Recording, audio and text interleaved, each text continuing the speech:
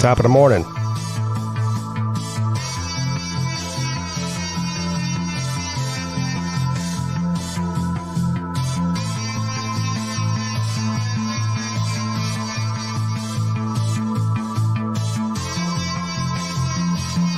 And happy Monday.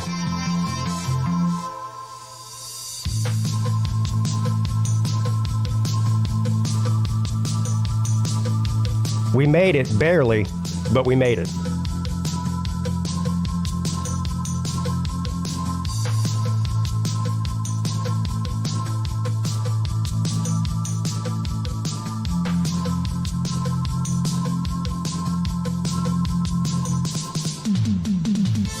I'm definitely getting old.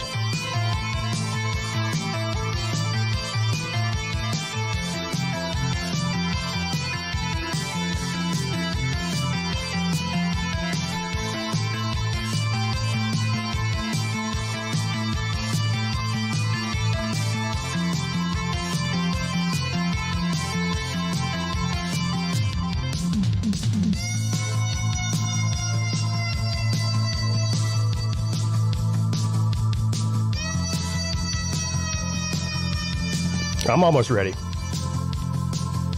It wouldn't be a Monday morning without some good old-fashioned technical problems. You know what I mean?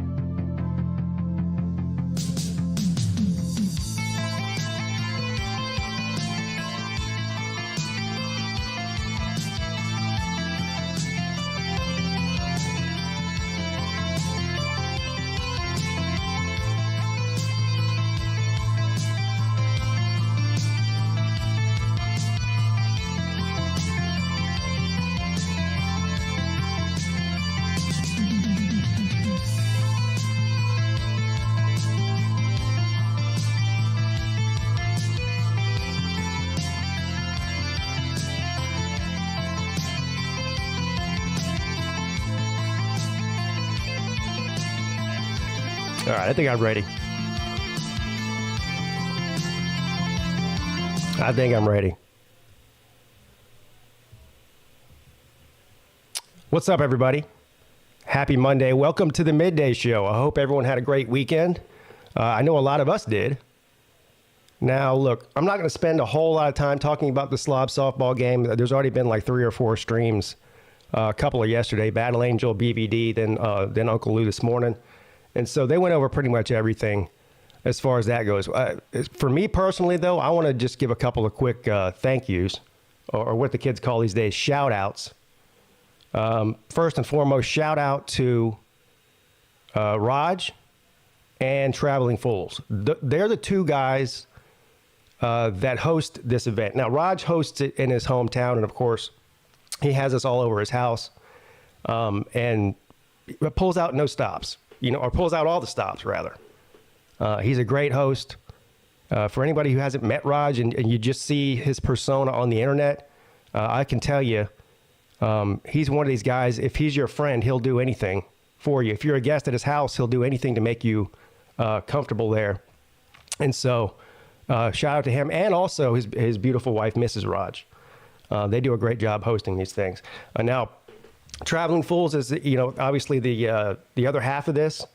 So the 2 of them get together. There's a lot of planning and stuff that has to go on to put these type of events on. Trust me, I'm involved in planning and the Slob Olympics the past few years, so I know what it takes. And of course, the guys, that were responsible for feeding everybody after the Slob softball game. Hoghead, I think Traction Jackson, and I know I'm leaving somebody out. Not just them, but other people brought food. I know Vic's mom made some food. I know that Friction Vixen brought some carrot cake, and she might have brought something else too. I don't know. But anyway, a lot of different people contributed to what I consider to be a great weekend. Of course, it could have been better had Team Fools not run out of gas in the past few innings. So congratulations to Team Raj. There was no controversy really this year. It was what it was. You know what I mean?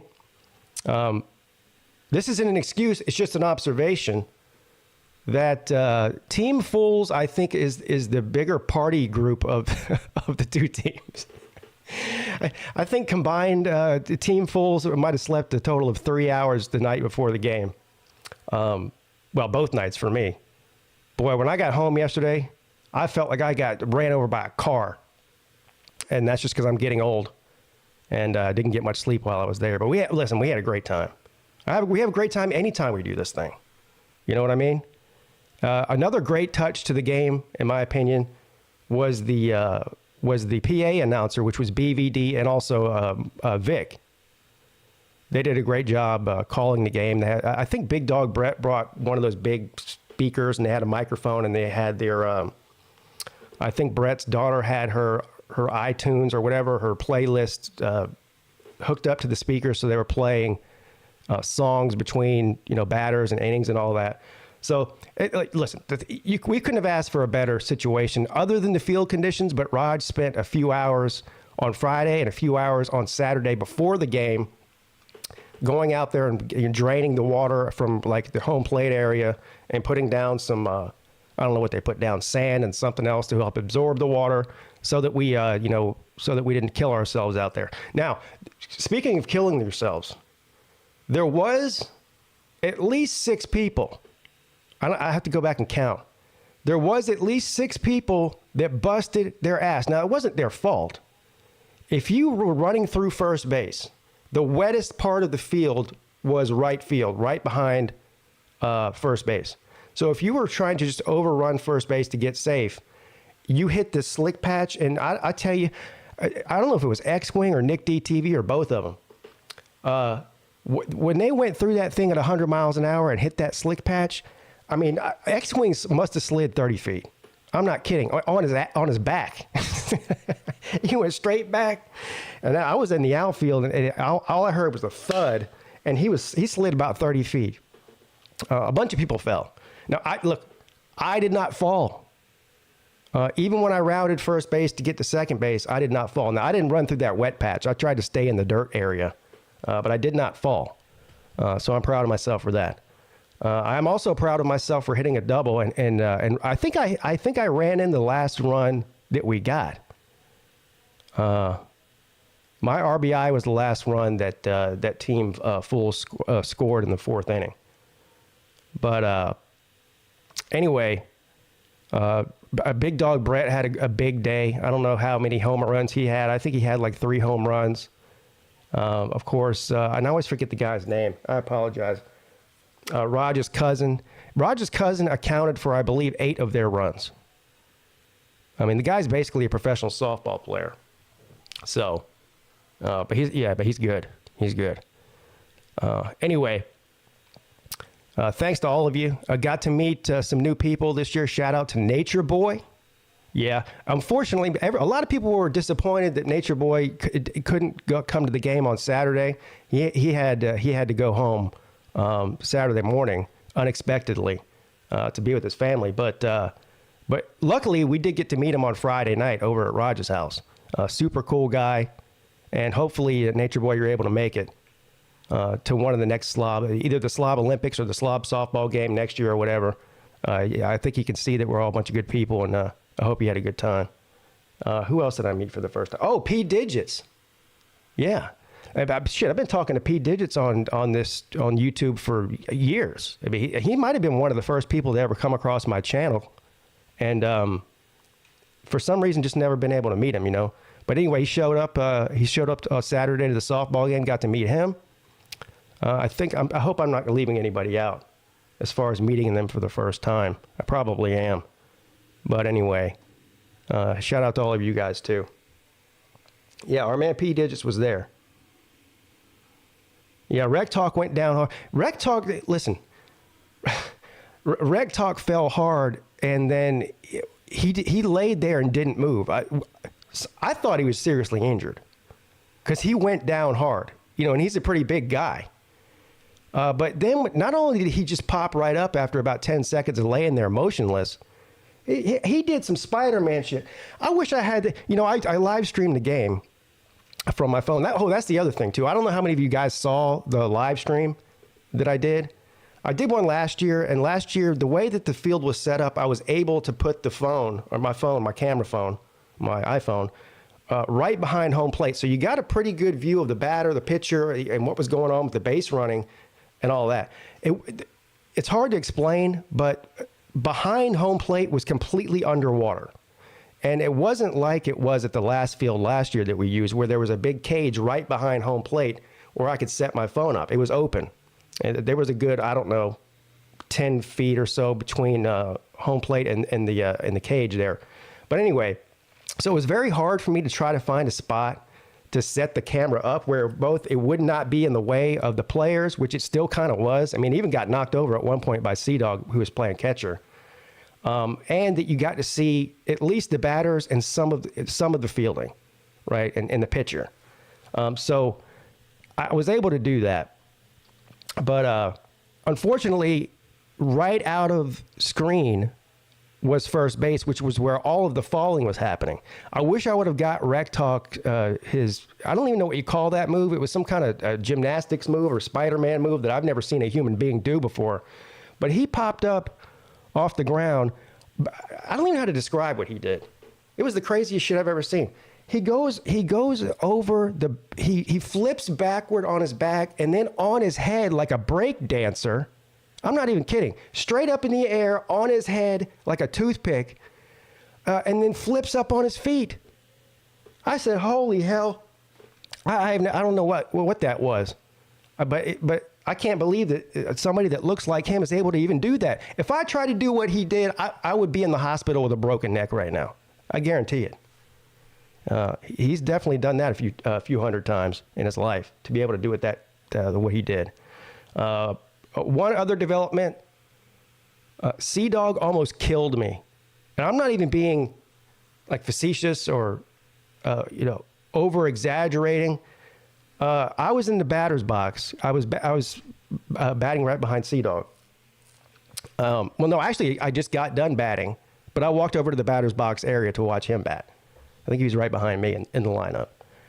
And so I'm standing, I don't know how many feet, 7 or 8 feet away from him, but kind of behind him. You know what I mean? I wasn't standing right next to him. I was standing up against the fence in front of the dugout.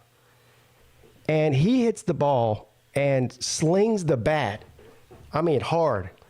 And it happened so fast that I didn't even realize what had happened until it was already over with. His bat comes flinging around and this far from my head and hits the fence next to me. I mean, if it would have been another 6 or 8 inches over the other way, he would have knocked me out or killed me. If he would have hit me in the mouth, it would have knocked every tooth of my head out. So I know, listen, he feels bad about it. He was apologizing and all that. But that was kind of scary. I was a little bit shook after that. You know, having a bat thrown at your head 100 miles an hour is not fun. But anyway, if you guys want to see the game, as much of it, there's a bunch of videos out there. I live streamed the whole thing. I think there's 10 or 15 minutes missing right in the middle of the game where my phone overheated. But you know what? I picked up my phone and took it into the shade because, you know, it says overheated and it won't do anything.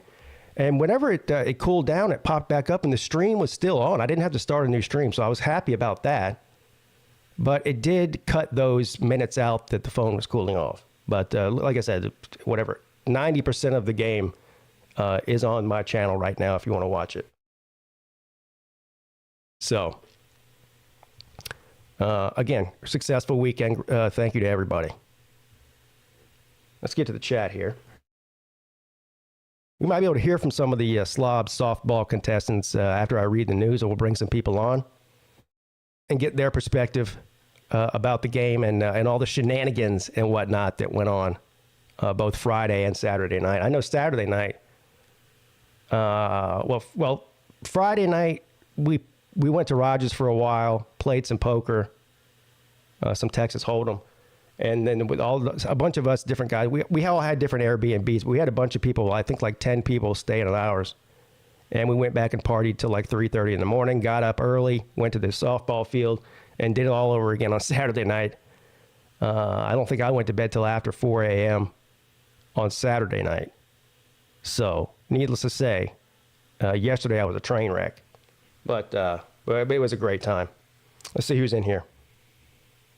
Nature Boy, Matt Dummett, Captain Trips, Country Tiger, Jeremy Garrettson, P. Digits, Scooter, VicTube, Ram Dog, D. Taylor, Wet Blanket, Goose Sports. Man, I wish Goose could make it to one of these events. That's somebody I haven't met before. Tiger Cat, Bulldog Brian. Unfortunately, Brian was planning on coming but wasn't able to make it. Also, Fish and Football, who was supposed to be one of the ringers on our team, was a no-show. That's unfortunate. And all I can say is I hope he's okay, because nobody seems to be able to get in touch with him, you know, which I guess is not good. So I hope he's okay. Tiger Cat was able to make it. Twisted Rooster was the pitcher for Team Baba Ganoush, and he did a great job. Arizona Tucson 93, Cade Club Dick, Stingray is in the house. Jay Shipes. Jay Shipes did not get arrested this year, but he almost did, though. Look, I'm going to let Traveling Fool, I'm not going to steal his thunder, all right? That whole situation, but you know what? I said I had no regrets about the weekend. I lied. I have one regret. I regret that we left the game 5 minutes too soon. That's what I regret. Because I would have got some great video footage had I been there when all that shit went down with those crazy neighbor Karen people that were out there yelling at everybody. But Traveling Fools does have some video of the altercation. Now, the first video he has is kind of far away. Like, he's not right up on it. But the audio is really good. You can hear what Brett's saying and what the people are saying and what Jay's saying and all that. They're yelling back and forth at each other, which is really funny, by the way. And then the best video, one of the funniest things I've ever seen in my life, was Traveling Fools gets in his car to leave after the altercation was basically over. Well, the cops were on the way, but he gets in his car to leave, and to get out of the park, and you have to drive down this road in front of these people's houses that were all mad at us, right? And so they're standing out there in the yard. There's 3 different people. There's an old lady, an old man, and a younger man. I say younger man, probably in his 50s. I think he might have been the old guy's son. But anyway, they're all out there doing yard work. So Traveling Fools is riding down the road, like creeping down the road, like 5 miles an hour, right? With his window down, with his GoPro out the window, filming these people. And one by one, as he goes by them, they start talking shit. He starts talking shit back. It's hilarious. I can't wait till he uploads that to his channels. I wish I could play it right now, but that's his video. I don't have access to it. He's going to put it up on his channel, I think. But it's a must-see TV. It's hilarious. It is hilarious. What's up, Darius Sr.? Raj is here. What's up, Raj? Bobby Boucher. Yeah, two near slob deaths. What kind of necklace is that, Pete? I forget what it's. I forget the name of it. I think it's called Chain House. I've got a couple. I've got a couple of these. I got a gold one and a black one. And I gave. I bought one for Lou for his birthday. It's like the one like I'm wearing, the black one. Yeah. All right. Hufferbilly's here. Sir Ugga. Oh, he also participated. Sir UGA did, in the cooking of the food for the softball players. So shout out to him for that. Nate's back. Look at Nate. I guess Nate's not mad at me anymore. I don't know. Maybe he is. All right. Here's what we'll do. I'm not going to do a ton of news today because obviously I had a technical problem. Well, actually, I didn't have a technical problem. YouTube crashed. It wasn't OBS or the internet. Yeah, for whatever reason, that first stream that I started, YouTube just crashed. So I went ahead and shut the computer down and started over. But anyway, we lost a few minutes there. Right, I'll read the news for 15 or 20 minutes at the most. And then we'll open up the StreamYard and see if any of you slobs want to come on and tell us about your experience this weekend. That would be great.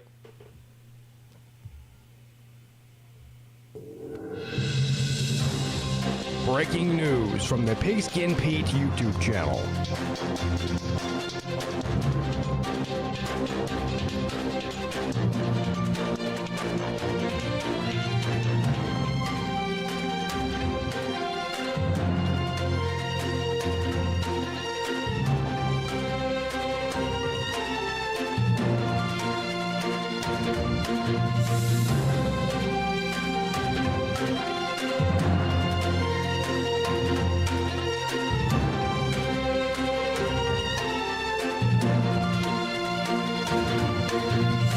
Yeah, one of the best parts about that altercation, where when Brett stormed over there, I thought one of them guys was about to crap his pants.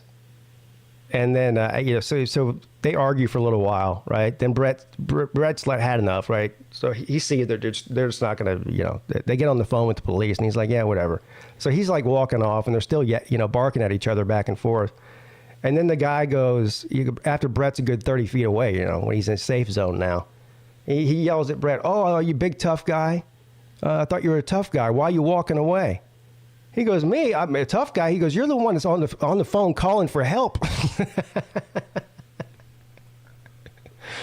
Oh, my God. Well, right off the rip here.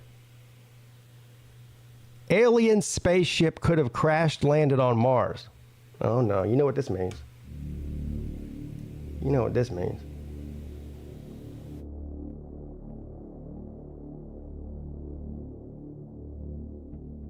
What is that? Is that supposed to be a UFO? Who wrote this article? Sarah Napton. An alien spaceship crash landing cannot be ruled out as the cause of a strange pointy protrusions found on Mars. In April, NASA's Curiosity rover photographed what appear to be rows of spikes, plates, and wedges protruding from rocks on the floor of the 96-mile Gale crater. At the time, astrobiologist Dr. Nathalie Cabral of the NASA Ames Research Center in Search for Extraterrestrial Intelligence, or SETI, said it was the most bizarre rock she had seen in 20 years of studying Mars.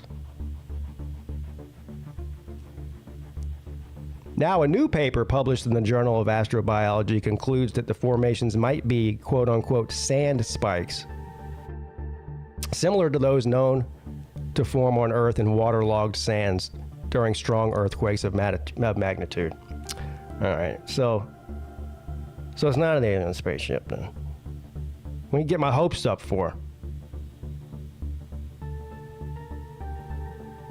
You know?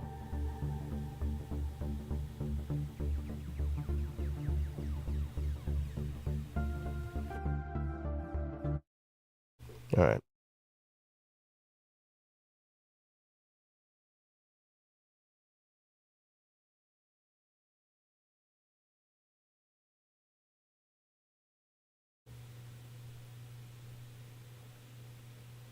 Thieves dragging an ATM from a bank didn't realize they left a big clue. That's some of my favorite crimes when people steal ATM machines. I always think that's funny.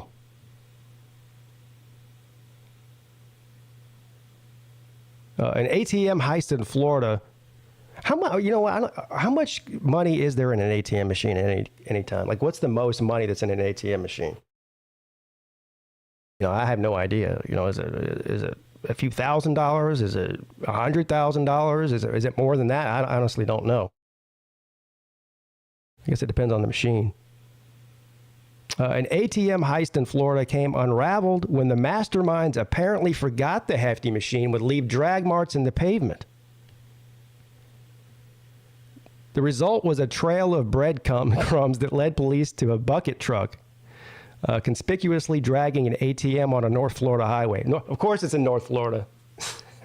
Some Florida man stuff here. It happened at 4:52 a.m. on Friday at the Ameris Bank on West U.S. Highway 90. Lake City is about 60 miles west of Jacksonville. Upon arrival, the officers discovered the ATM to be missing from its foundation near the drive-thru. Drag marks could be seen on the asphalt leading through the Lake City Mall parking lot heading to a northeasterly direction. I'd like to know, because you know those things got to be pretty heavy. Like, what did they use to drag? Do you think they tied a chain around it and drug it, like with a truck or something? I don't think human beings are going to be dragging it. It's too heavy.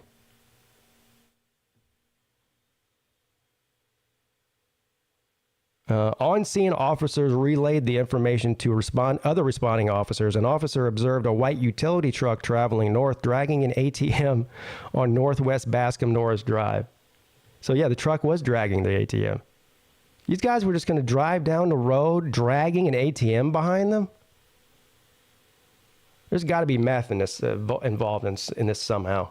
There's got to be, right? Well, I mean, what are the chances that anybody who's not high on meth would do that? Less than 5%. ATMs can weigh as much as 1,800 pounds. So the suspects decided not to attempt a high-speed escape. Instead, they jumped out and ran as patrol cars closed in.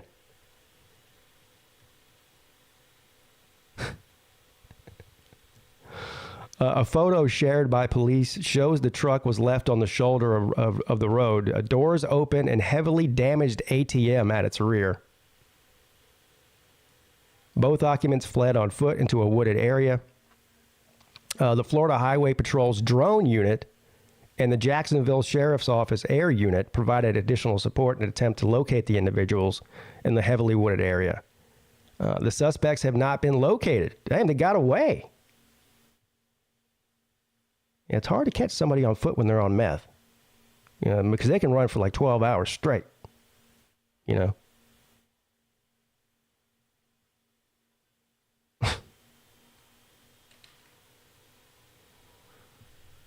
So the ATM bandits are at large.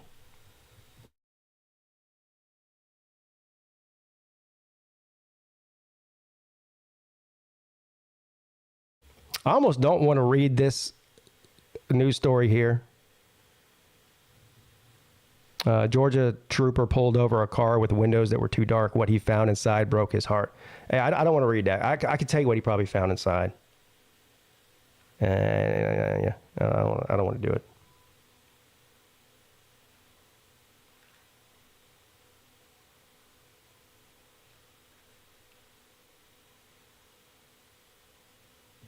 Police arrest suspect in knife attack on a train in western Japan. 3 were slashed and injured. Any knife control over there? No knives. Right?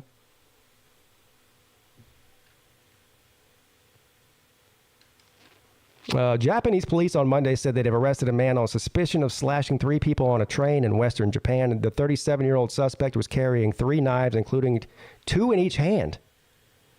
What is he? What is it, a ninja?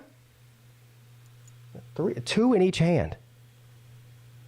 It says he was, first of all, how does it, the math isn't adding up here. He's carrying 3 knives and 2 in each hand. That would be 4.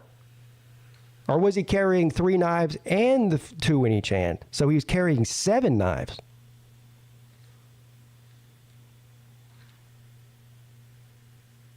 The injured, a train conductor in his 20s, and 2 male passengers aged 23 and 79 were taken to a nearby hospital for treatment.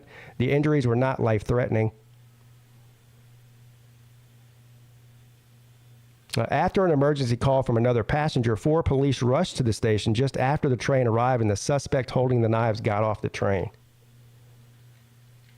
The suspect ignored police orders to drop the knives. One officer knocked down the weapons with a stick, and officers seized him. Well, he's lucky, because if he was in the United States and he was out there cutting people and wielding knives, and he came in contact with police and they told him to put the knives down and he didn't, they just would have shot him dead right there. They wouldn't bother hitting him with a stick. No. He'd be dead. The suspect told the investigators that he had trouble with the passengers. What kind of trouble causes you to have 7 knives and start slashing people? Violent crimes are rare in Japan. The country has strict gun control laws and only a handful of gun-related crimes annually, but recent years there have been some high-profile cases involving random knifings on subways and arson attacks. And there is growing concern about homemade guns and explosives.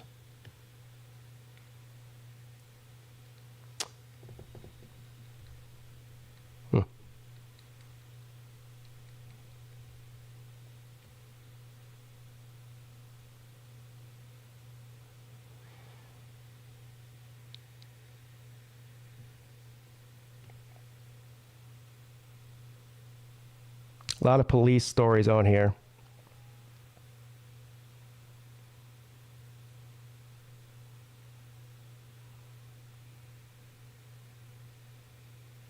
Concerned neighbors successfully rallied to find a mother who was filmed dragging her 9-year-old daughter by her hair.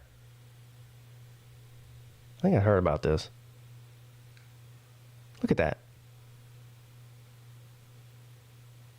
A disturbing incident involving a mother and a daughter in Georgia was caught on tape by concerned neighbors, and now the community is rallying to come to the child's defense. A 9-year-old girl was playing with her friends. Her mother suddenly emerged, angry with her, and subjected her to shocking abuse.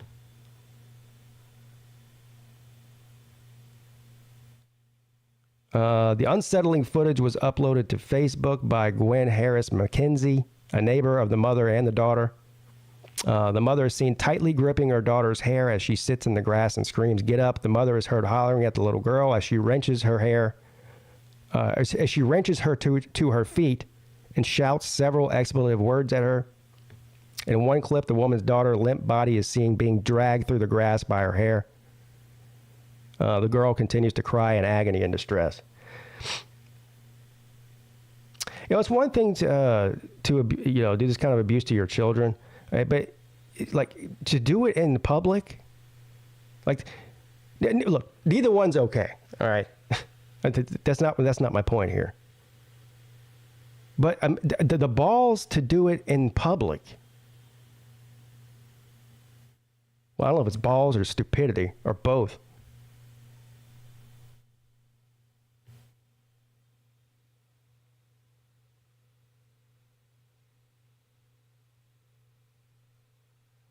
A video of a driver attempting to pass through the redwood forest sparks an outrage. What the? I have been there before in Northern California. It's an impressive thing. I think, you know what, I think I have a picture inside this exact tree. You know, you go in there and you stand inside the tree and take pictures, to get perspective of how giant the tree is. It's pretty cool if you've never been there before. Of course, it's a TikToker. It's always a TikToker. These people do anything to get views on a TikTok video.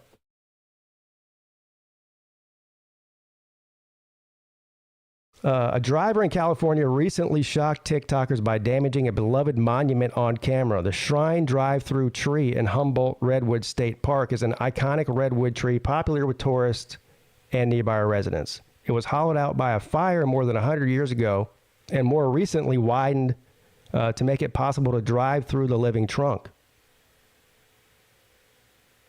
First with horse-drawn carts and later with cars.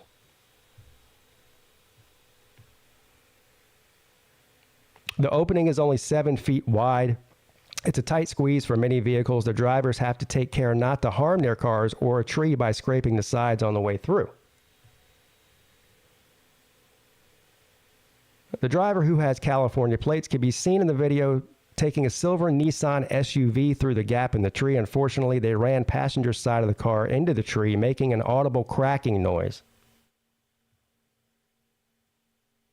Although the driver is seen clapping after he finally gets the car through, the celebration seems out of touch. The passenger side mirror was hanging off of the car, and of course, the impact was not healthy for the tree.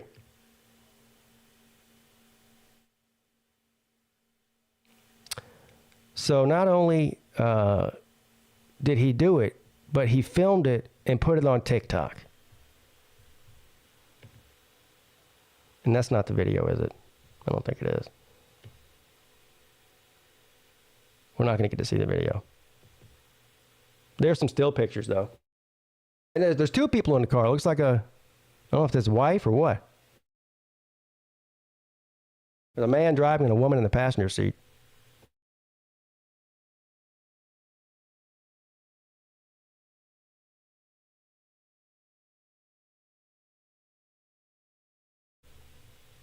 Yeah, Vic, you went there last year, didn't you?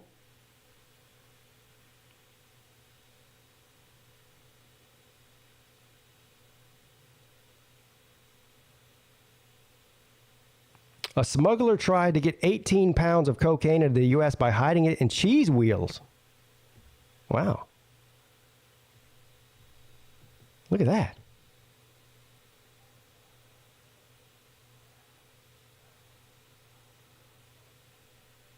Drug traffickers tried to sneak 17.8 pounds of cocaine in the United States at the Presidio, Texas port of entry by hiding the drugs in cheese wheels.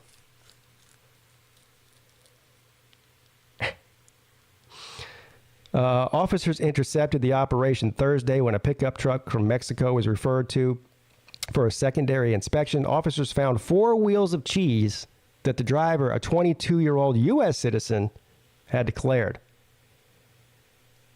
Drug mule. That's what he is. Officers scanned the cheese wheels with an x-ray system and found anomalies. They cut open the cheese and found 7 bundles filled with cocaine. That's the most expensive cheese wheel ever.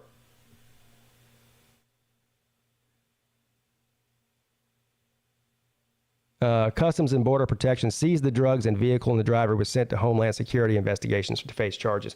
Yeah, the problem with that is they don't care. Like these, nothing's going to happen. The cartel doesn't care if this guy gets caught. What's he going to tell them that they don't already know? He's just a mule. He probably had if you give any information to the feds, then we're going to kill your family type thing. So he's just going to go to prison and nothing will happen.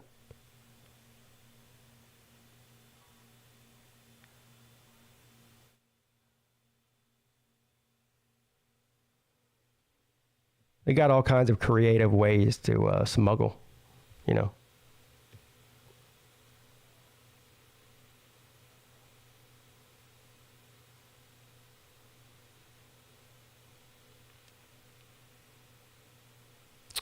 A judge was caught scrolling through Facebook and looking at GIFs while she was overseeing her first trial involving a man accused of... then it stops. A man accused of beating a 2-year-old to death. Yeah, that's not important or anything. Let's go on Facebook. So here it is. There's a trial for an alleged murderer of a child. Here's Judge on Facebook.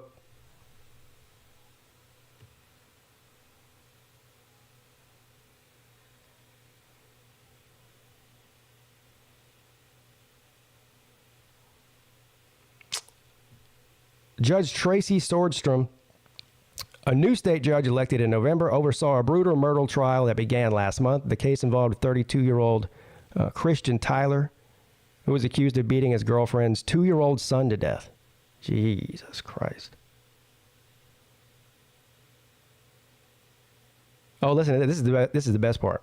According to the local paper, this was her first case. She began the trial by instructing the jury members to turn off all of their electronic devices.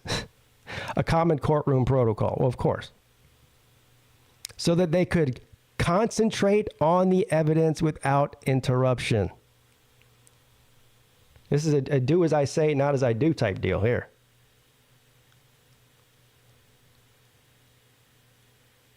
At one point, she checked her cell phone during a tearful testimony from the victim's mother. So she's checking at Facebook during a testimony. Searching and sending a GIF.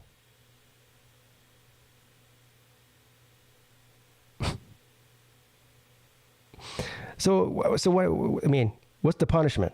Did she get removed from the bench or what? Or did they just yell at her and tell her don't do it again?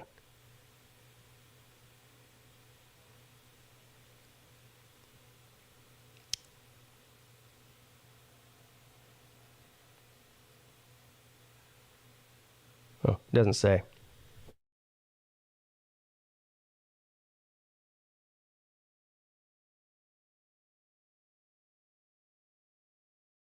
Rules for thee and not for me. That's exactly right.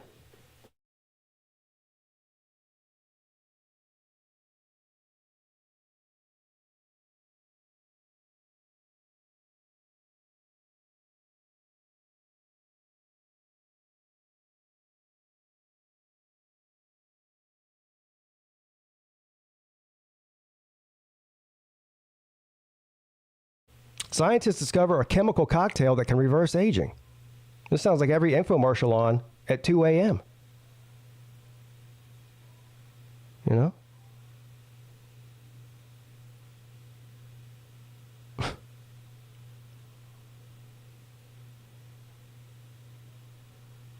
They're not going to tell us what it is, of course, because, I mean, then, you know, they'd be giving up their formula. They're just going to tell us that there is a formula.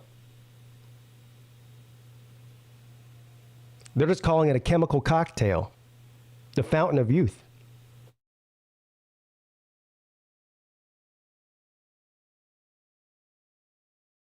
Preparation for human clinical trials of our first age reversal gene therapy is going on.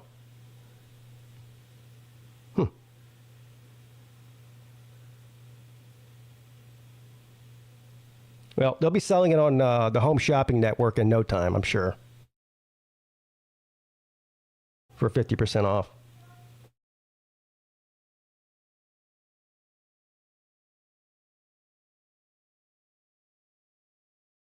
Greta Thunberg forcibly removed from protest hours after conviction for similar action in June. Why is this human being? Why she's a kid? Why is this kid famous?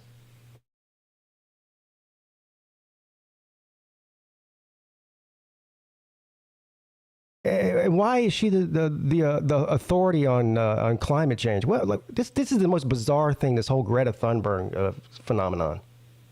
She's traveling around the world to Ukraine, taking pictures with the president. Yeah, while they're at war. She's always on the news. Like, I don't get it.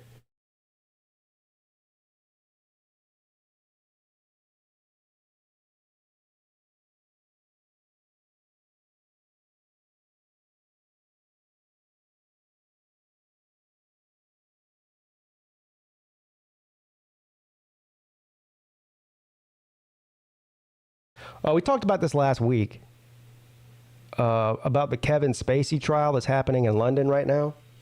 So I guess the jury is deliberating. Well, let's see when this was. This was today at 7:51 a.m. So I guess we'll hear any day now, or any time now, what the fate of Kevin Spacey is. I would imagine if he's convicted, I don't see any way that he avoids jail time, right?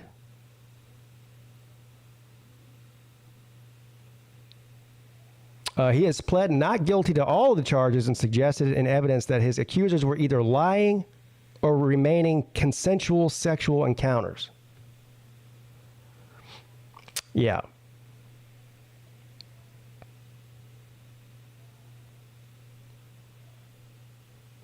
Yeah, I don't know. I don't have any information or know enough about the laws in England or whatever as far as that goes, as far as what his punishment would be.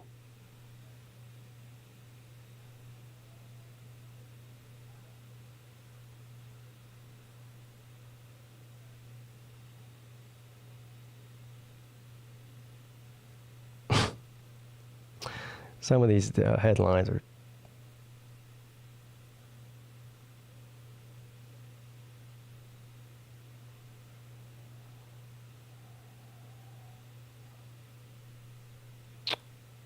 All right.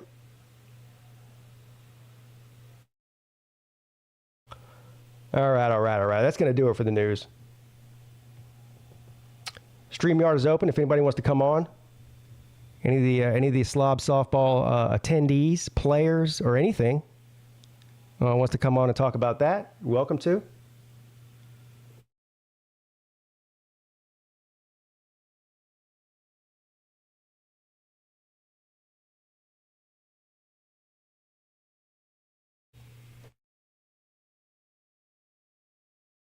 What's up, Big Papa?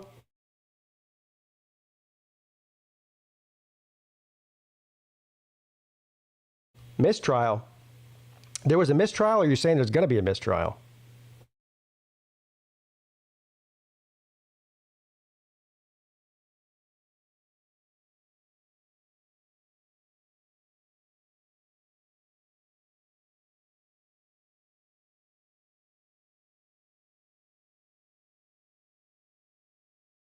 No, he's not in the back room. Oh, I spoke too soon. What's up, Nate? What's up, Pete? I am sorry I kind of took a break from you. Not really. You were literally on the last show that I did. Well, I didn't have a show Friday because I was in Athens for the softball game. well, that's true, but I'm saying, I don't know. But whatever. is what it is. It's in the past, but I got a little upset, but it is what it is. But I hope you all are doing having a good day though. So I'm having a great day, other than being tired. well, that's for sure. I don't know what's with me waking at 4 a.m. in the morning. I don't know why. You sure it wasn't 4 a.m. at night? Well, yeah. You sure? Yeah, it was 4 a.m. in the night or dawn. I don't know. So it was 4 a.m. in the morning, not 4 a.m. at night. Right. All right, gotcha. Yeah. I mean, which is early for me, so but yeah, I normally get up at like 6:30, 7:30. Oh, someone went out. Sorry.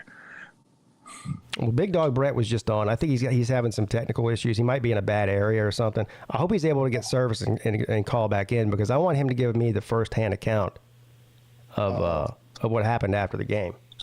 I mean, I kind of know, but I like to hear it from him. Yeah, I like beat up Brett. Yeah.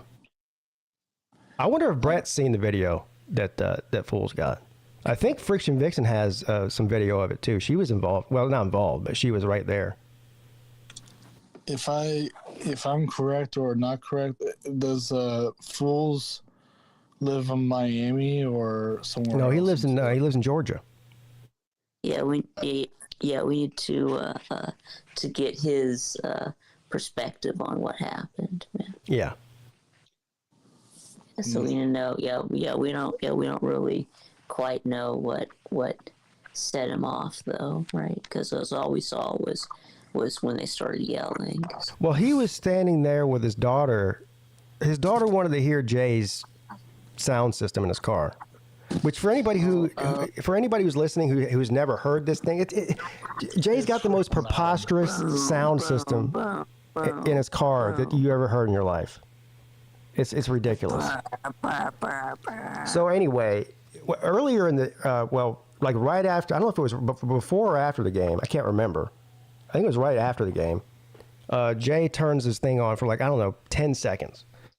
I guess he was showing somebody what it sounded like. And then we all go in and eat, and we come out, and people are like filtering out and getting in their cars to leave, to go shower, and then we were going to meet up at Roger's house. And so I leave.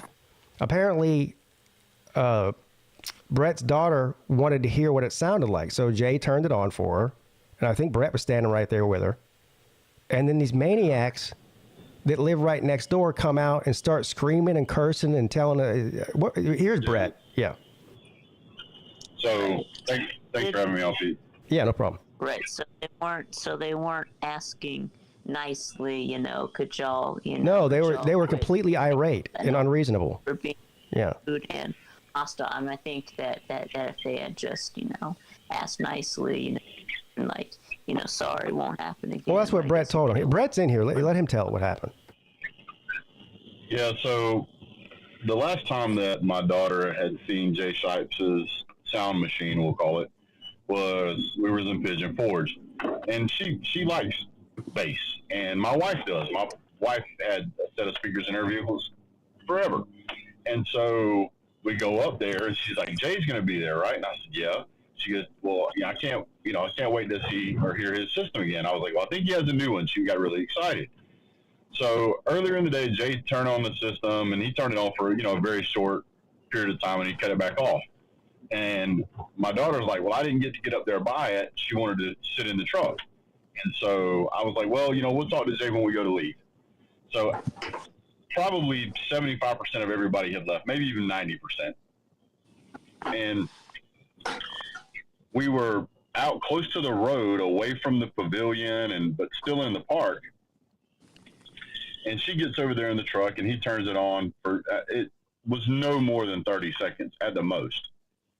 And he cuts it off, and we're laughing and joking. And it's just hilarious because the base in his vehicle is so strong, for those of you who don't know, that if you roll the window down on the passenger side, it will like make your hair stand on end. Like even a woman who has long hair, it'll make it stand on end. And it's just hilarious to me. So I'm laughing my head off. Well, when he cuts it off, this guy is standing probably 100 feet away, and he's saying something and I can't hear it. So I walk over a little bit closer and I'm like, I'm sorry, what was that? And then he started with a bunch of profane language, and he's irate, yelling, screaming, losing his mind. And I said, hey man, I was like, there's no need for that. I was like, what's the problem? And then he said, you MFers turn that MF and S stuff off. And I said, hey man, I was like, you don't talk to us like that. I was like, everybody's getting ready to leave. And he continued on.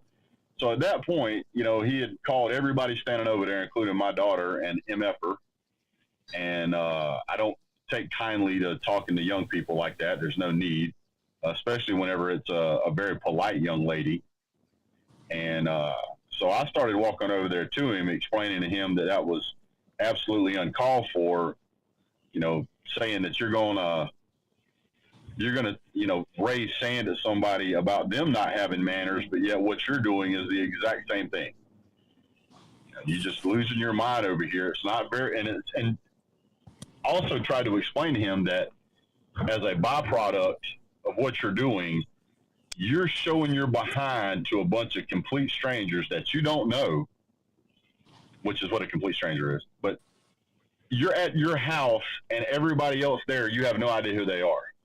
So if this would have been a group of, I don't know, MS-13 gang members, they might do something stupid like shoot up your house. Yeah, yeah.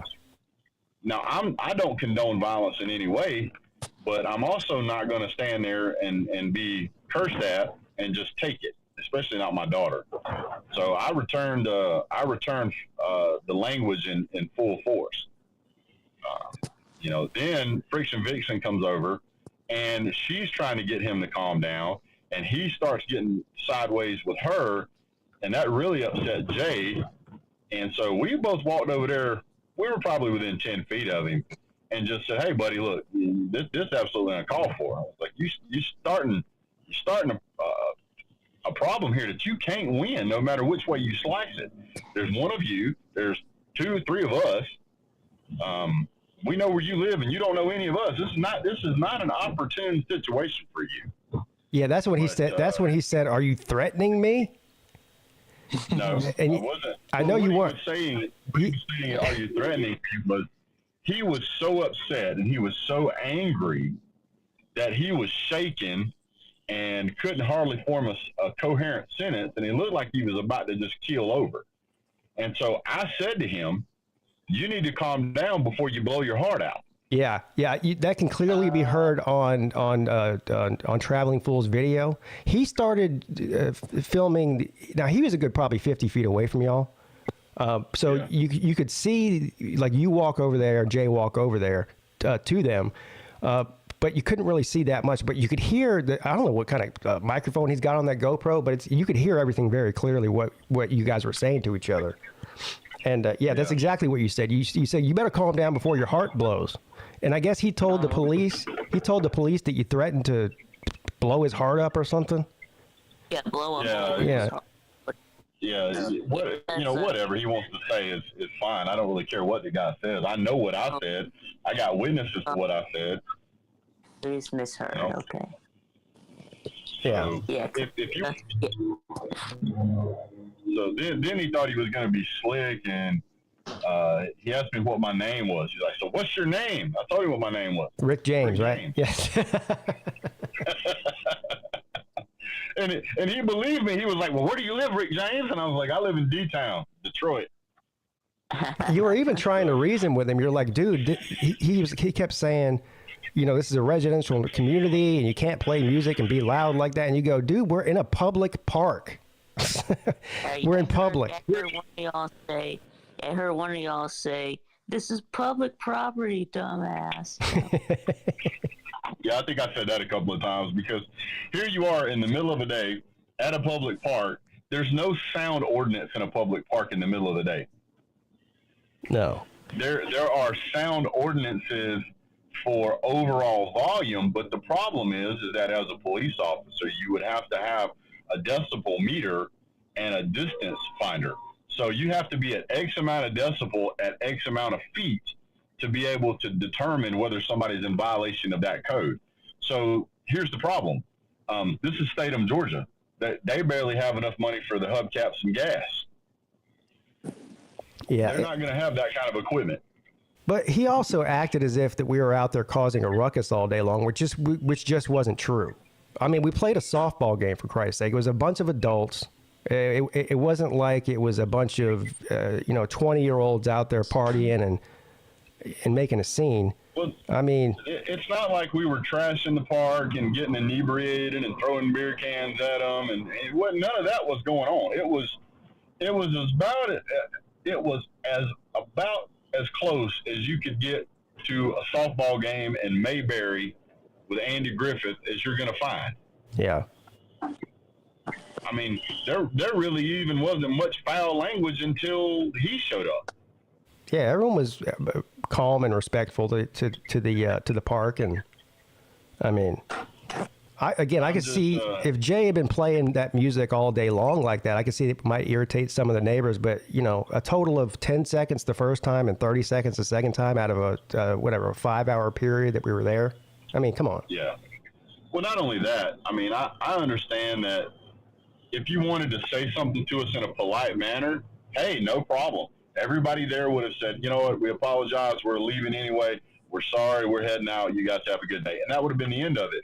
Or you just should have went ahead and called the police down there and let them handle it, because they would have come down there and said, hey, we've got a report you guys are playing loud music, but we didn't hear anything. I just want to make sure there's no problem. Yeah, we turned the music on for a few seconds, but we're leaving now. Did somebody call in?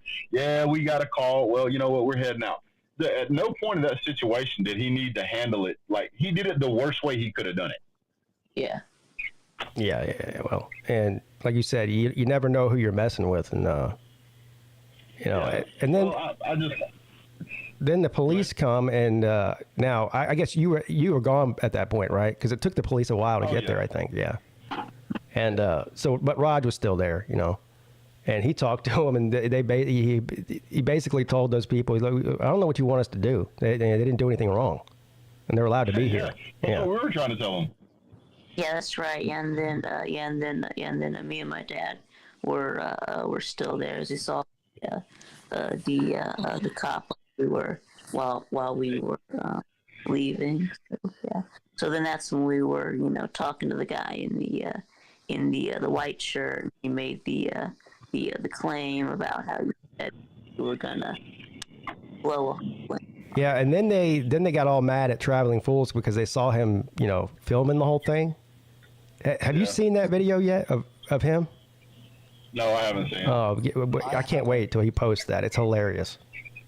Yeah, and then my dad was like, we was talking to the cop. He was like, yeah, I don't really know. I only the tail end. So. I'm one of those people where I am as calm and polite and as accommodating as I can possibly be. I want to make sure everybody's having a good time and laughing and joking up.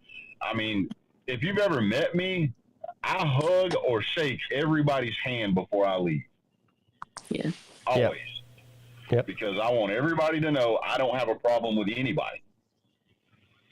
And for somebody to come out and start speaking like that to and about my daughter, I'm not going to respond probably as positively as I could. Yeah, that's the other thing, too. He's out there acting like we're being indecent. Meanwhile, he's the one yelling curse words, throwing curse words around. There's all kinds of children, small children around. I mean, people brought their This is a family event. This is... But he fired the first shot, though, so... Yeah. Well, he fired the first 5 or 6 because I'm always one of those people where I'll give you an opportunity to reevaluate what you just said to me. Yeah. And I know that because whenever you say something stupid to me, I'll say, I'm sorry, maybe I didn't hear you. What did you just say? And I'll make you say it again. I say, okay, that's what you did say, and then you said it twice. You doubled down here. And so at that point, I'm going to give you my opinion. And he didn't like me. He didn't like that I had an opinion. And to be honest with you, I think a big part of it was he thought that because he's 6'2" and got a fair to middling build on him, that he could just boss folks around. And that might intimidate a lot of people, but there's some people that don't intimidate. And some of those folks out there are people that's, pretty difficult to intimidate. I don't care if you're a Thanos. If you're out there insulting my daughter, I'm going to stand up for her. Yeah. That's just the way that's going to go. I thought it was funny when you walked away and he was yelling at you. He goes, "Where are you going? I thought you were a big tough guy. Where are you going?" And you go, I'm the tough guy. You're the one on the phone calling for help." I forgot I said that. Yeah, it was funny. So I wanted to say, like, well, you're the one hiding on private property. I'm in a public park. You can come over here anytime you want. Yeah, didn't I? After he said, "Are you threatening me?" I think Jay said to him, "Nobody's threatening you, but you better stay on that side of the fence," or something like that. I think you did say something like that. And which, I never want anything to become physical, and I'll do all I can to avoid that situation. But at the end of the day, you can't just act any old way and expect everybody to just be okay with it. Yeah. Well, that would have been anybody else's kids out there. I would have responded the same way, not just mine. But I mean, I'm not gonna lie to you. It probably got to me a little bit quicker because it's my daughter. But I don't know, man. I could have handled that situation a lot better, but I don't tolerate that kind of disrespect very well. Yeah, I don't think you did anything wrong. I mean, he started it, so Yeah. I think the takeaway to that whole situation was that I'm not going to let somebody bait me into doing something stupid, and he was trying to bait us into doing something.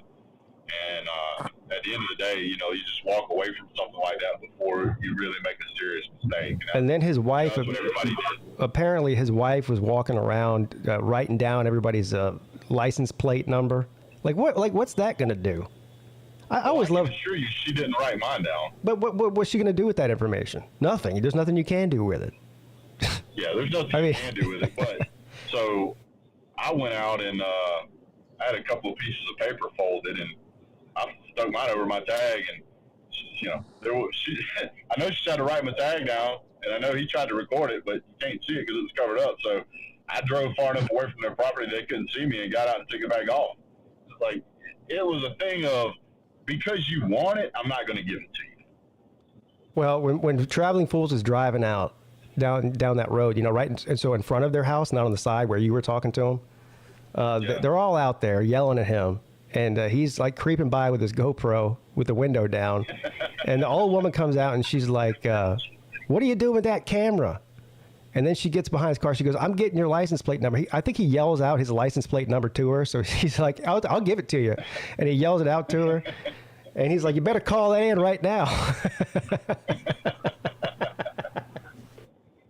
Yeah, it was certainly an exciting few moments there. Raj came out and Jesse came out.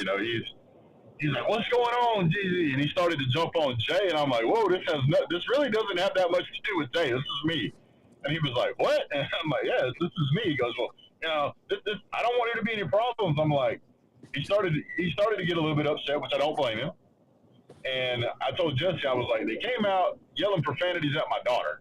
And he goes, "Well, I was like, Jesse, if somebody was yelling this stuff at your wife and your kids, you get mad too." And he goes, "Yeah, you're right, but I don't like it." I was like, "I understand." And so then right after that's when the guy asked me what my name was. I thought it was Rick James. And then we left. And then later on, Jesse told me, he goes, after you guys left, he said, I stuck around and talked to the police. He goes, even the police said that guy was a blithering idiot. And I said, yeah. Yeah, well, something tells me that's not the first time they've freaked out at people in that park, Yeah, I'm sure the police know them well. And to be honest with you, if you're a person who lives next to a place like that and it causes you that kind of anxiety and that kind of misery, you should give serious consideration to moving to a place that'll make you happy. Yeah. Yeah. Good thing I don't live there. Still think we're gonna go back to that same park next year? Yeah, I don't see why not. No, we're actually having a new event. I haven't had an opportunity to tell you guys. We're having a base competition in that same park next month. Base what? Oh, what? Well, Jay will win. Competition. Jay will win. Oh, what's a base competition? Oh, okay. I get it. So a base competition is where you have a bunch of guys with stereos like Jay. They all come out and they compete to see who has the loudest system.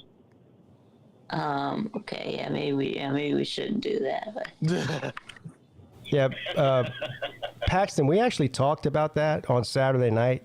He says we should have a slob golf event.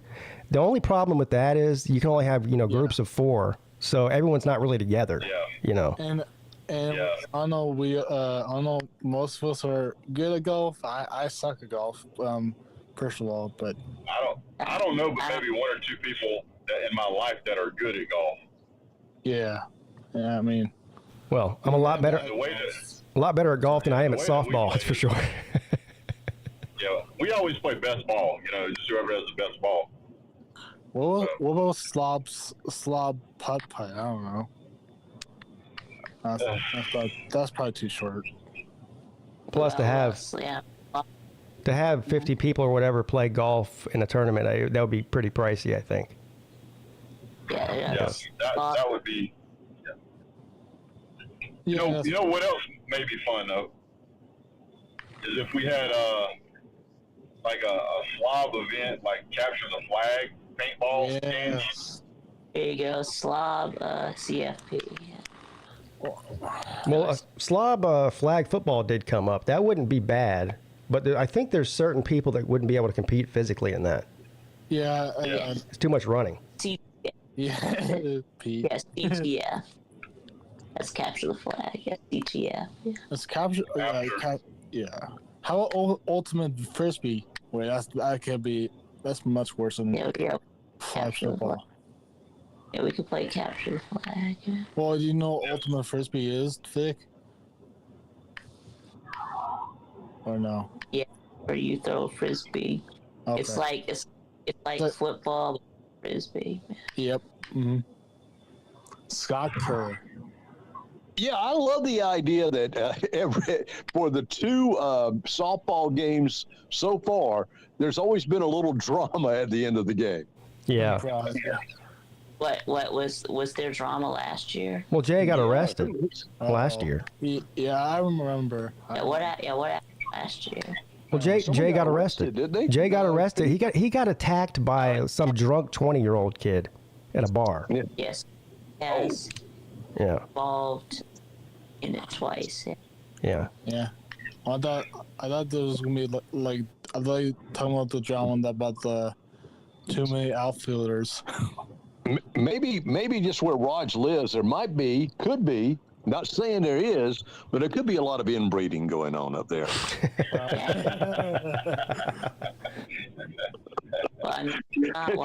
You see a lot of crossed eyes at the Dollar General, then you know there's something wrong.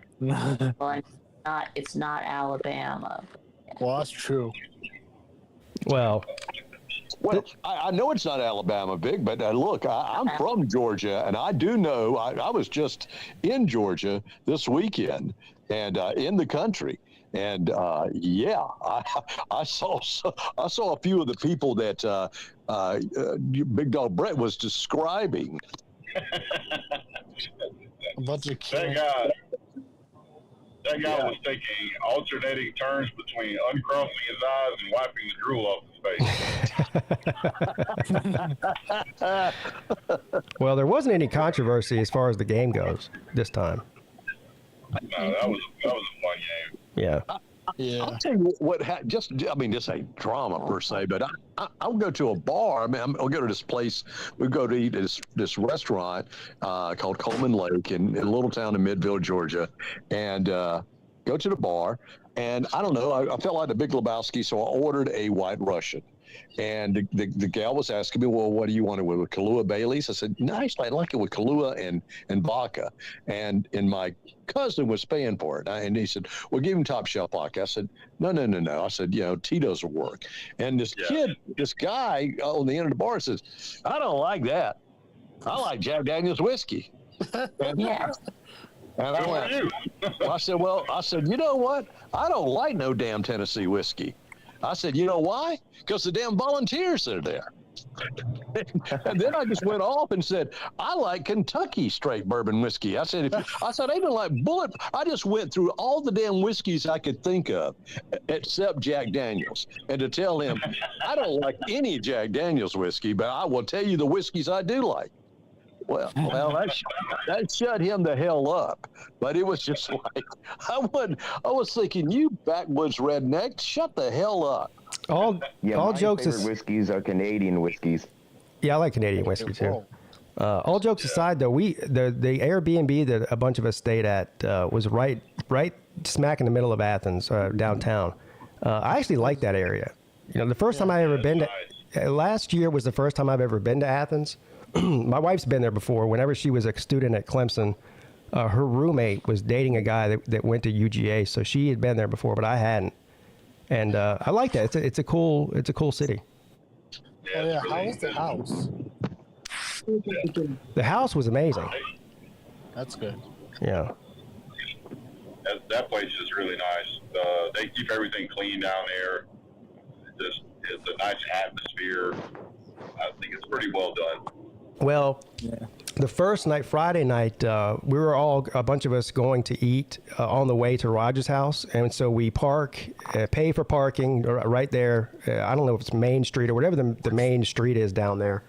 And we're gonna go to a restaurant down there. We get out, we walk like 2 blocks, and then we realize all of the restaurants are closed down because they still didn't have power down there from the storm the night before.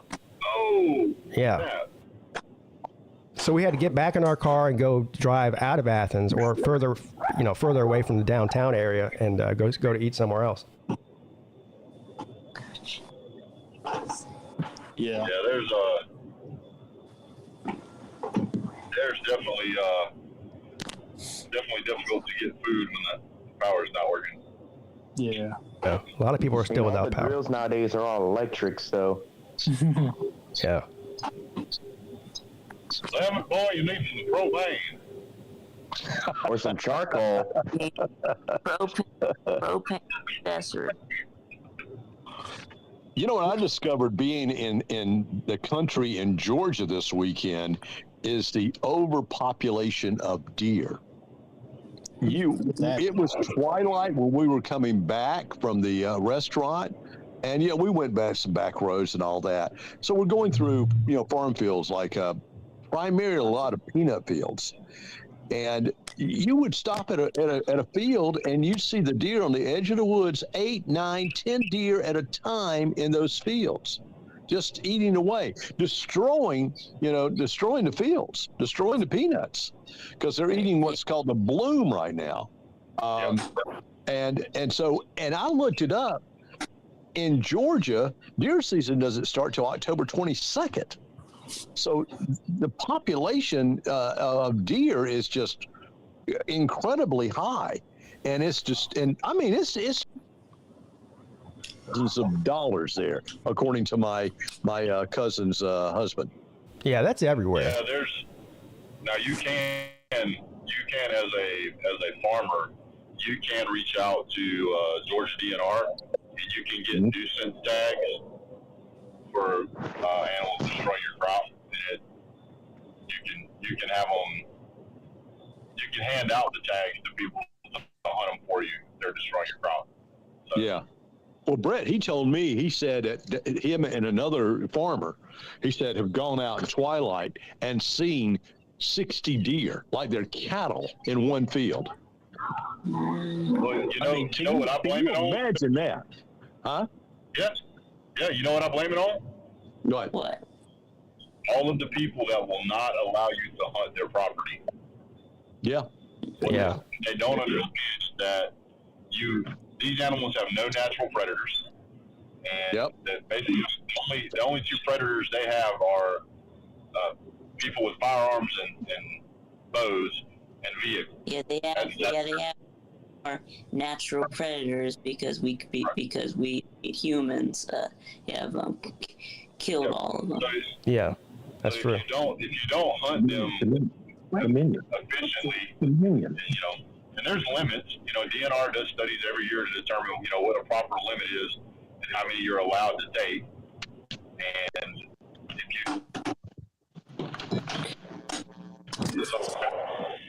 Well, I was blown away by it because, he told me that the night before, and then to see it, firsthand was unreal. So It's like that down here too. I think it's a problem most places.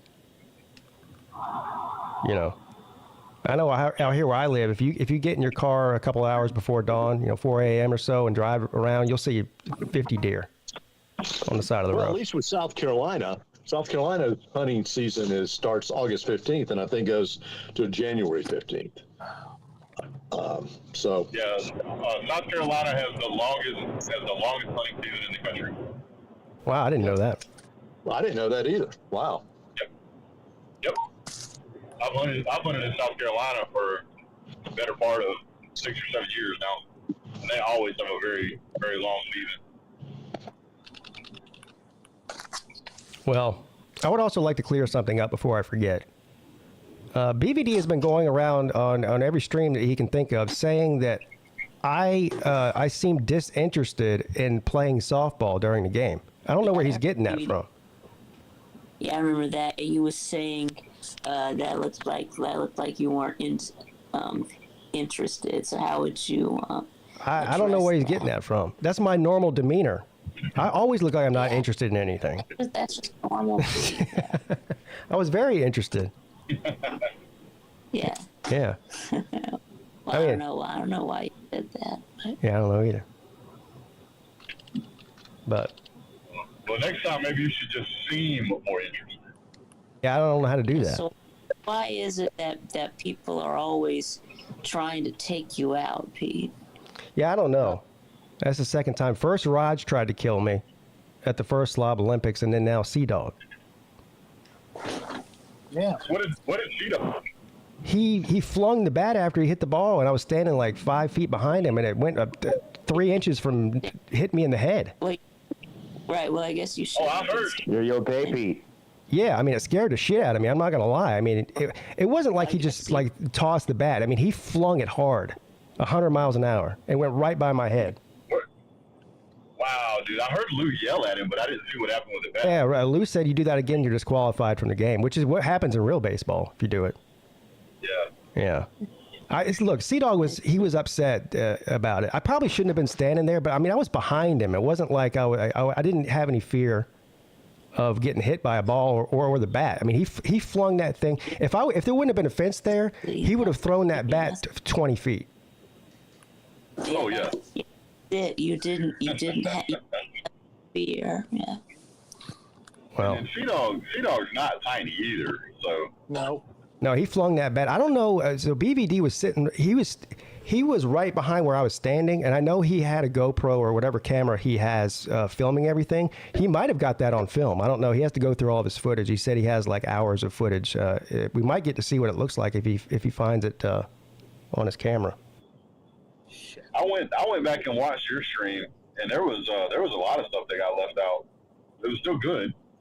Yeah, there's about, I don't know, a 15 or 20 minute period well, first of all, the first thing that happened was, because where the camera was at, it was right next to home plate, and you couldn't see on camera, but there was like this wooden barrier right behind home plate, so even the catcher couldn't stand behind home plate. So the catcher was... I'm getting a call. All right. So the catcher was standing to the right of the plate and behind the plate, which is right where my camera was. So the first thing that happened was somebody hit a pop-up that went straight up in the air behind home plate, and Sea Dog, he did catch it, but in the process he stepped on my camera, so that knocked the phone down for a good 5 or 10 minutes because I was out in the field playing. I couldn't run over there and fix it. And then the second time it overheated. Wait.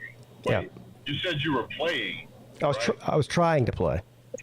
Oh, you were not peeing. You were playing. No, I was playing. Yeah, I wasn't peeing. What? Yeah, Good thing you didn't get your thingy out in time. yeah. Jay, in the middle of us batting, he was in the outfield next to Mrs. Peete, and he decides right in the middle, right when I'm stepping up to the plate, he's going to go out there and pee on in the outfield on the fence. And I took the opportunity and I hit it right to where he's supposed to be. I have a story to tell you about a bathroom episode. I'm normally before I take off on a trip, I like to clear the palate, so to speak, clean myself out. So I don't have any issues or problems while I'm on the road. And it was only a 2.5 hour drive. So I thought, okay, didn't drink any coffee that morning to clear my palate. So I went on. I borrowed 2 Red Bull blueberry drinks from my stepson to carry with me, just to think, okay, keep myself up and as I'm driving along. Well, obviously they took the coffee and blew that up to about 10 times of what I was expecting to happen. So I'm between South Carolina and Georgia, and I knew that I'm coming up to the Georgia Welcome Center. Okay, I know if I can just make it to the Georgia Welcome Center, I'll be all right. So I get to the Georgia Welcome Center. I rush out of my car, kind of running to the bathroom. Both bathrooms have out of order signs on the damn bathrooms. Oh, no.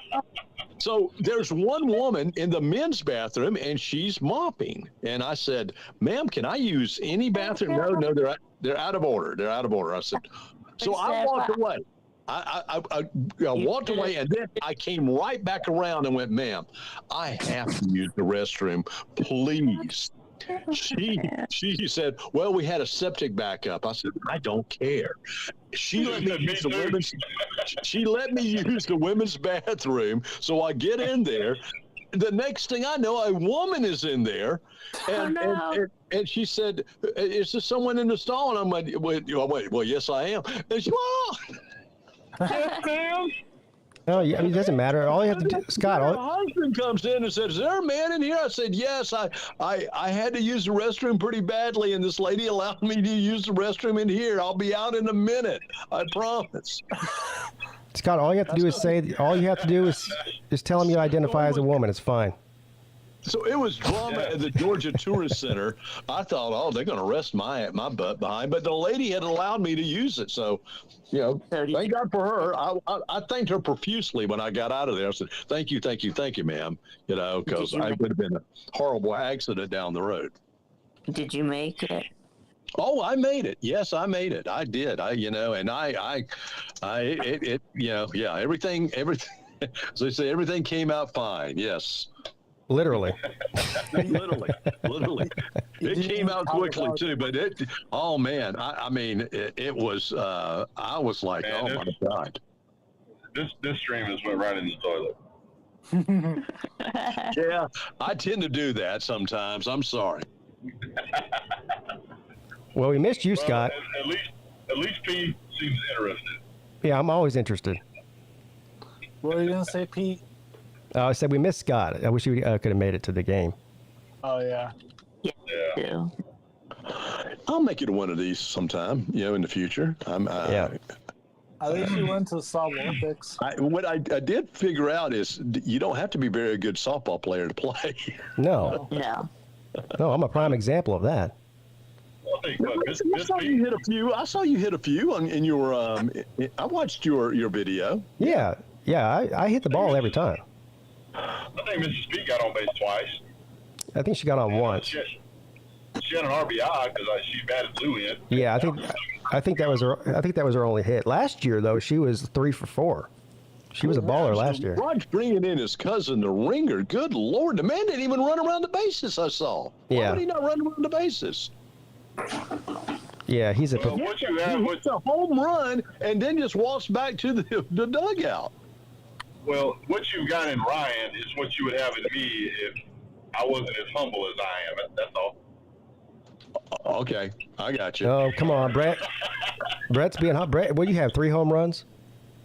I had 2 or 3. I don't know. Yeah. Well, he had how many? 8?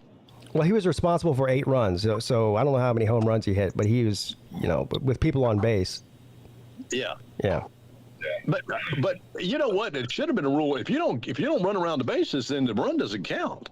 That's the rule. That's the way softball is played at this level. Is it really? You don't. If you hit a home run, you don't have to run the bases.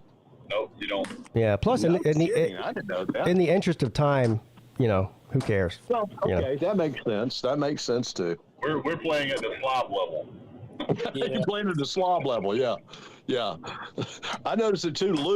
Lou just talked trash the entire time he was the catcher. That's the Lou. Good. Yeah, he was talking a lot of trash. What we like. It helped. Well, he gave Reg Talk to hell about wearing jeans. Yeah. I didn't have. Why are you wearing jeans to a softball game, Call him Blue Jean Boy or something like that. Then he's you get no Sea Dog to say, why would you bring Reg Talk? He's wearing jeans here. Nick says he remembers that Pete had a lot of good grounders. I didn't have any grounders. I got all of my outs were fly outs, and then the double that I had was a drop to a ball by Mrs. Peete. I think I want to point out that I don't think Reg Talk was actually wearing jeans. I think he was wearing jeggings. What's that? Like What? women jeans? Like jogging jean leggings, yeah. Right, I think that's even worse. But yeah. Well, women jeans? Yeah, I agree. It's like jean-colored yoga pants. Yeah. Oh, I gotcha. It's kind of like stretch jeans, basically. Well, he was asking him too. Lou was going, you got some Hey Dude shoes on too? By the way, we never got a chance to fill out the paperwork for the assault that happened from that mud puddle down there on X-Wing. That was insane. I really thought he was going to end up with a concussion over that. Me too. He fell backwards directly on his back. I think his head might have hit the ground, and he slid. I'm not even kidding. He was running so fast when he hit the ground backwards. It was like he was on a slip and slide. He slid a good 20 feet. Easy. And he popped right up though. Yeah, he did. He popped up like it was nothing. I was like, wow, dude, that's kind of impressive. The only one who didn't. For a while. Mrs. Peete, she popped right up too. Yeah, she did. I forgot she went down too. Yeah, she went down, and but the one that scared the most of us was Rec Talk, because when he went down, he was motionless for a good 5 or 10 seconds. I thought he was knocked out, and then he did whatever that Spider-Man shit was on top of his head backwards to stand up. I'd never seen anything like that in my life. Yeah, Georgia Tech fans are wired backwards anyway, so. Yeah, Nick felt pretty hard too. There's a bunch of people fell. I think this year we need to pat Lawside on the back for not tossing his cookies and staying hydrated. Well, Yeah. he did after the game. Oh, he did? Yeah, he threw up in the parking lot. Oh. Yeah. He throws up every time we play. They almost made it. Yeah. BVD was making fun of him, saying he was trying to hide it, but people saw him. He had the door, he had the door open, trying to hide himself like he was peeing, but he was throwing up. Oh man, that was a hell of a lot of fun though. Nobody got hurt. Yeah, it was a good time. Jail. That was a successful Slob event right there. Yeah, and the weather was a lot better than last year too. I mean, it was still hot, but there was a good like 20 or 30 minutes when it got really overcast, and there was a little bit of a breeze. It felt great. Oh yeah, that was perfect. That was perfect. I do want to point out that I think the police have been called at every Slob event so far. You know what? I think you're right. I mean, we do attract a lot of attention, no matter where we go. Yeah, for the last one, For Slob Olympics? Oh, yeah. Or softball, too. My bad. It's probably the most fun in that area that people have is that softball game. Probably. It's like the fair has come into town. I mean, the parking lot for that place was full. We had people parking on the grass. We had people parking almost all the way down by the main road. So. Yeah, me and my daughter were laughing because we said, can you imagine having the idea to not only build a softball field, but to also have a pavilion with it, but not have enough parking spaces for even half a softball team? Yeah. Well, I mean, we had, I don't know how many people played. I guess 25 players, from when you add both teams. Like that. And then there was probably another 30 or 40 people that were spectating, at least. Yeah. There was a bunch of people there. There was at least 5 under every pop-up tent we had, plus there was probably another 20 sitting on a little hill there. Yeah. At least we had shade this year. Yeah. Yeah, that field was way better than the first one. I mean, as far as well, not just for the game, but also for the people that were watching the game, because you had like stadium seating almost. Because there's a giant hill on the one side of the field, so people could sit up there where they could see over the fence, and they weren't, their view of the game was not obstructed by the fence. Yeah. Well, you know what slobs do?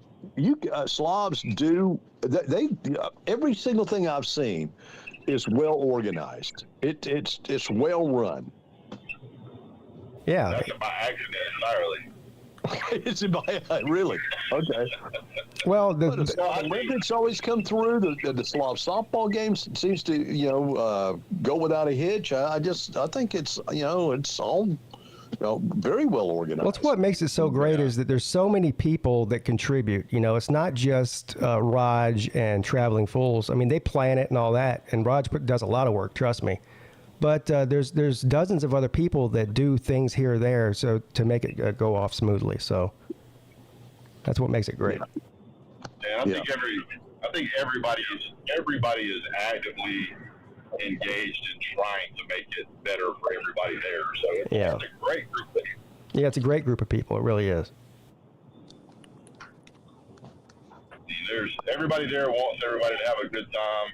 I mean, there's a few of us that like to showboat, but we do not take it too far. And everybody is just, everybody has a good sense of humor, and we all get along great. And that just makes things go a lot smoother. Now, it does take a lot of planning, like for Slob Olympics, to figuring out all the events. I wouldn't want that job. Yeah, it takes a lot of planning. But people volunteer and pitch in, and, you can't just leave it up to 2 or 3 people to plan everything. Other people have to get involved. So. Yep. Yeah, for the one in Panama City, I would just be I would just forewarn everybody about cocaine sharks. That's what I would forewarn everybody. I can. Never mind. I'm not gonna say that. It's going to be spring break season prior too, so you never know. Guys, I'll let you go. Hey, I'm glad it was a successful weekend. Looks like y'all guys had a great time. Yes, sir. Oh yeah, we need you there next time. All right, man. Y'all take care. See you later, Scott. See you, buddy. So, the next one is the Slob Olympics, I guess. Yep, March. Yep. Panama City Beach. Everybody. Oh, Yeah, make your hotel reservations now. I think a bunch of us are staying at the Days Inn. Yep, PCB. And It's booked up. it's right on the beach, like the one we had last year. Has a nice. Days in Beach Oceanfront Hotel. Yeah. Now make sure if you're getting your room that you're getting the DAYS and not the DAVE. That's a little further up the coast. Oh, okay. Yeah. Yeah. Yeah. I think it was called Beach / Oceanfront. I think it was called. That was it. Days in Beach / Ocean.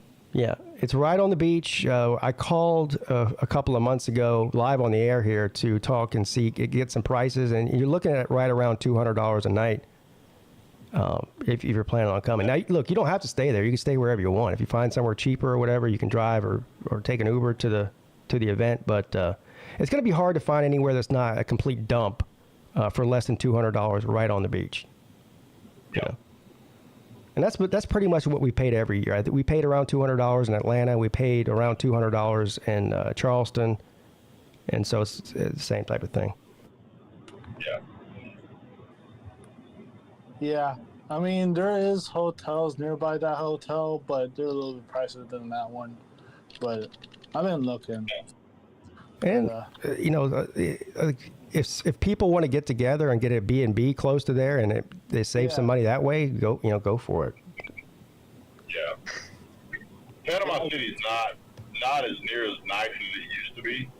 It used to be really nice, and it's kind of gone downhill over the past 10 years or so. I say that to tell you that if you're trying to get a super cheap hotel,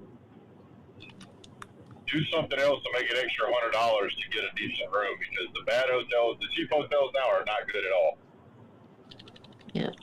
Yeah, I think we're doing it at the right time too, because after that first week of March, I think is when they start having a lot of spring break stuff happening for college, and so we can avoid that crowd for the most part, I think. And I would also assume that they raise their rates for spring break too, because they know people are going to come and pay it. So I think during spring break, some of that stuff gets up to like $400. Oh, yeah. I asked the lady, I said, so you know there's a big event coming to town, Slob Olympics. She goes, oh, yeah, we know. I said, okay. I don't know if she was full of shit or not, but. Yeah. I think she was kind of playing, she was agreeing with you for no purpose reason. That's what I think. Yeah, she was just giving good customer service. Yeah. Which is good, but Servicing the customer. Well, if they're half as accommodating as the people were in Charleston last year, that place was great. Oh yeah. You know, I mean, it wasn't the nicest hotel in the world, but they didn't mess with us. I mean, hell, we did half of the events on their property in the garage. You know, their muffins were good.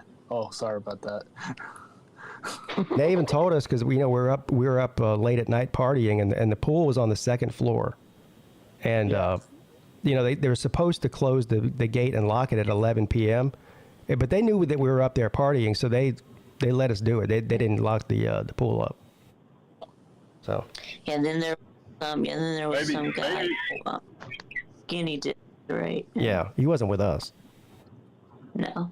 Man, was it Thursday or Friday that I ate like 5 different freaking restaurant foods?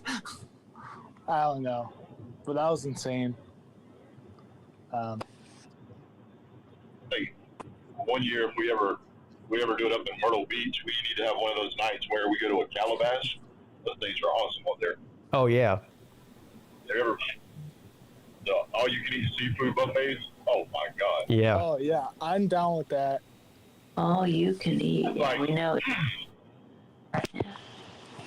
I'm down. I don't know if it's. Sorry. I don't know how much it is now, but the last time we went, it was like $50 or $60. But I mean, just and crab and shrimp and everything for one price. Yeah. Now, I have a question. I'm just asking in general, for vacation spots, just in general. I looked up best vacation spots in the United States, like for beaches and stuff. And the Outer Banks came up. I don't know what that is. It's probably like Long Island. Yeah. It's in North Carolina. Oh, I thought it goes from. To North Carolina. I thought it goes from North Carolina to Virginia. I don't know. I've never been. Yeah. So. I don't know. Brett's been. I've never been there. I don't know if that would accommodate what we're trying to do very well or not, though. No, I'm just saying that. Not for. No, I think that's they're like the barrier islands. Yeah, I think that's more of like a family oriented type thing. Yeah. Yeah, that's what I was just questioning. Just for barrier islands. But Yeah, Myrtle Beach and Panama City, those are great areas. The one in Charleston went off perfectly. A lot of people wanted to come. Beach would probably be pretty good. Which one? Where? Daytona. Oh, Daytona, yeah. Daytona Beach. Daytona Beach would be Cocoa pretty good Beach. too. Yeah. I know that. Yeah, because these places that are used to having big crowds, like Daytona has the bike week, and then Myrtle Beach has a bike week, and then Panama City has the spring break. So those are the kind of places that we're looking for, you know. Yeah, and then Olive Palms is the bash at the beach. So. I mean, Yeah. I don't know if you, Brett, have been to. That's where I got my third degree burn on or sunburn. Third degree burn. What? Yeah, it wasn't that fun.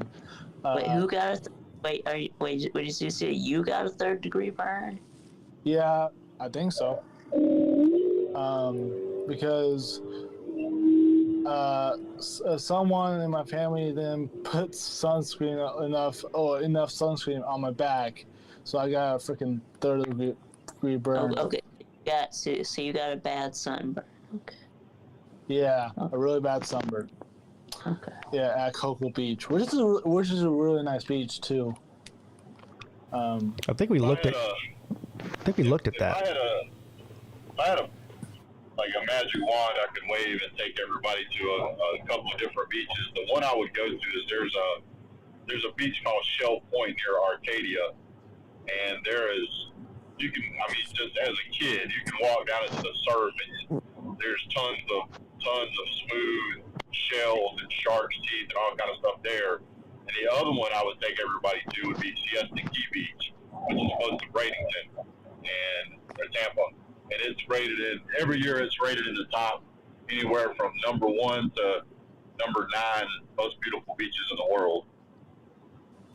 I want to say somebody suggested that one for this coming event, but like Pensacola or a different one? No, it's like the Tampa area.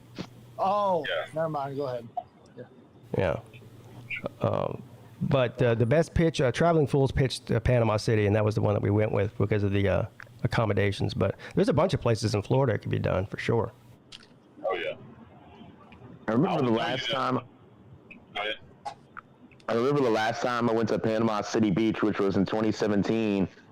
We hear a news story that somebody had drank a fifth or a gallon of Jack Daniels and decided to lay on the beach, passed out completely, and had to be rushed to the hospital due to third-degree sunburns. Hey, Oh, God. That's probably a fifth, because if you drank a gallon, it'd kill you. Yeah, that's Yeah, slob I think he's more behavior. of a fifth unless he's a really bad drinker. I'm a really bad drinker too. Well, comes to alcohol. You can tell Pete. Pete can tell you. I tried this Slim's rum, and it didn't go out too well. Well, Nate, I too have been known to violate the statutes of man, and not a few of the almighty, but I have never drank enough alcohol to pass out on the beach. Me either. Oh, I actually wouldn't say on the beach. It was on the hotel, but yeah, I agree. Never mind the sunburn. I'm scared some idiot's gonna come by there and pee on me or something. That probably would happen. I'm serious, because it seems like something that would, like, somebody see somebody passed out, and it'd be funny to pee on this guy. I can see that happening. Yeah. Well, it should be a good place for it. The water will still be cold, but it won't be colder than it was in Charleston. I went swimming Oh yeah. in Charleston. Of course, I had a wetsuit on because I was dressed like a redneck surfer. But You're a slob train.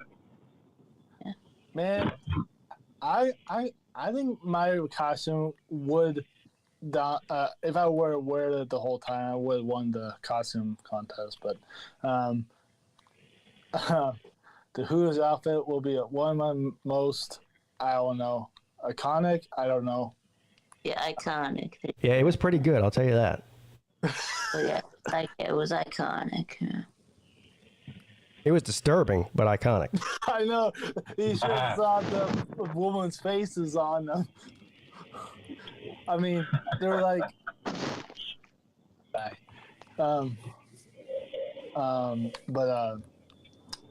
yeah, I was scaring the ladies. You're scaring the men too. You're scaring everybody. Yeah. Yeah. Dogs, I mean- all children too. Yeah, if Edward were there, he probably scared more people with his Yeah. Yeah. Bigfoot hair. All right, You know, guys. I could see Pete taking that redneck wig you had and turning that into Teen Wolf. That would be hilarious. That would be good. I should have done that in Pigeon Forge when it was cold. It would have kept me insulated. Oh, You know. sorry about that. Man, that was brutal, I man. thought that was Traveling Fools who was. Yeah, he was Sorry, Bigfoot. weather. Yeah, he was Bigfoot. Oh. Yeah. Anyway, I got to go, guys. So that's going to do it for the show today. But I appreciate all of you for coming on. Thanks, Brett, for coming on and giving us the first-hand account of what happened after the game there. Because there's a lot of rumors going around, but Yes. So now we know. Yeah, Now we the know. full story. Yeah. It's nothing. Unfortunately, the truth is never exciting as a rumor. So I only got one more thing to say, Pete. all right. Bye. Bye. All right. But yeah, thank you for letting me on as always, Pete. I'm sorry about the whole situation with the Weber. And I get with the that you hang me up. It's probably not on purpose, but you know. Yeah, I hung up on purpose. Well. Yeah. I was, Yeah. okay. Yeah. All right. Anyway, I'm glad you're back, Anyway, Nate. Pete, have a great day, and see you. I'll see you on the morning show. Well, Yeah. Whenever. Yeah. Whenever. Yeah. Lunch money here. Lunch money, yep. All right. Thanks, Roll Tide 99. Thank you, Pete. See you later. later. All right, Vic. It was good to see. Yeah. Thanks. It was good to see you this weekend, and your dad That too. was good. You too. Yeah. All right. Talk to you later. All right, everybody. That's going to do it for the midday show today. I hope you all had a great time. I know I did. Thanks to all the people that came on and everybody in the chat as usual. I will be back tonight for the Lunch Money Show at 10 p.m. With Uncle Lou. So I'll see you all then. Have a great Monday, everybody.